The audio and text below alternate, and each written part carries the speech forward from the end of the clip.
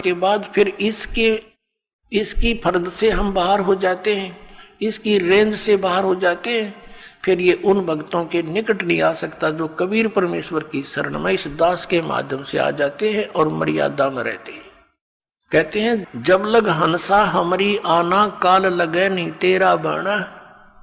जब लग हंस मेरी मर्यादा में रहेगा, काल तेरा कोई अटैक मेरे बच्चों पर नहीं हो सकता। मर्यादा तोड़ देते हैं हम, जिस कारण से दुख पाते हैं।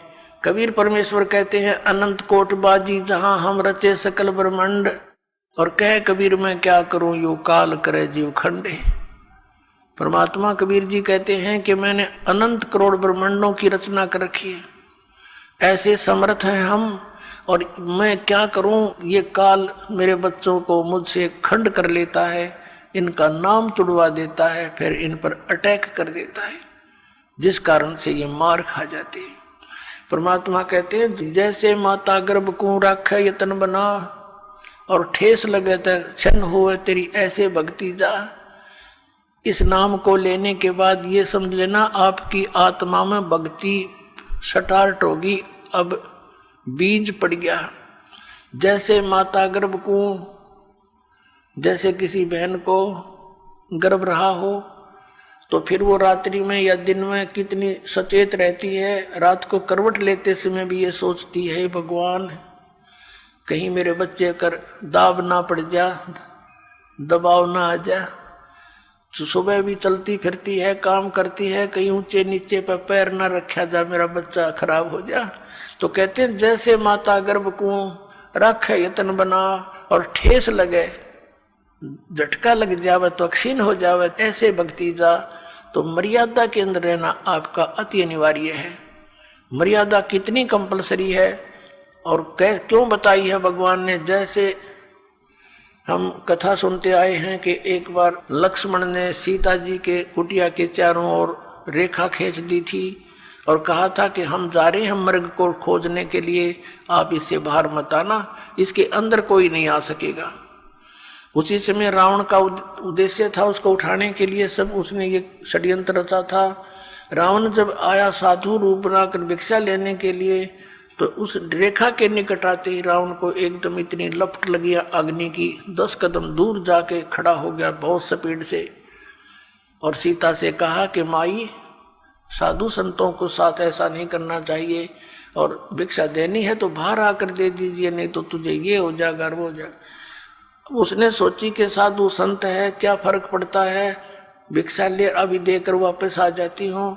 उसने रेखा उल्लंघ कर रावण के भिक्षा देनी चाहिए थी, तो वहीं से बाजू पकड़ ली, उठा ले गया और पटक दी वहां लंका के अंदर 9 लखा बाग में।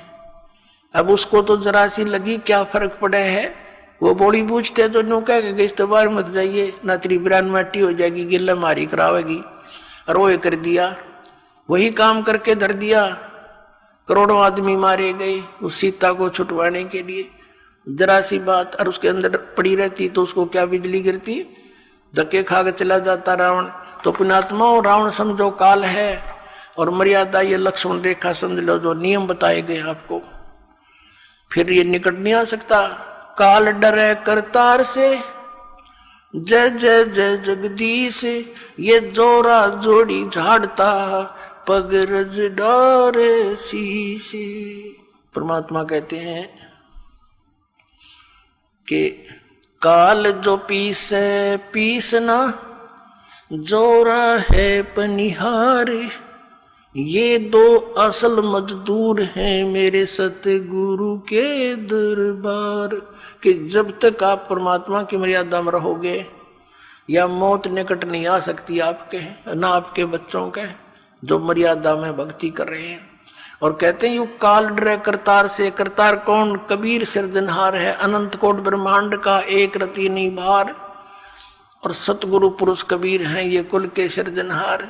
यू काल डरे करतार ते, और जय जय जय जगदीश, और ये जोरा ये मौत कहते हैं जोड़ी झाड़ता, परमात्मा के जूते झाड़ता है, झाड़ती है मृत्यु, और उस धूल को अपने माथे से लगाती है और कहती है आपकी आज्ञा बिना मैं किसी को कुछ नहीं कर सकती।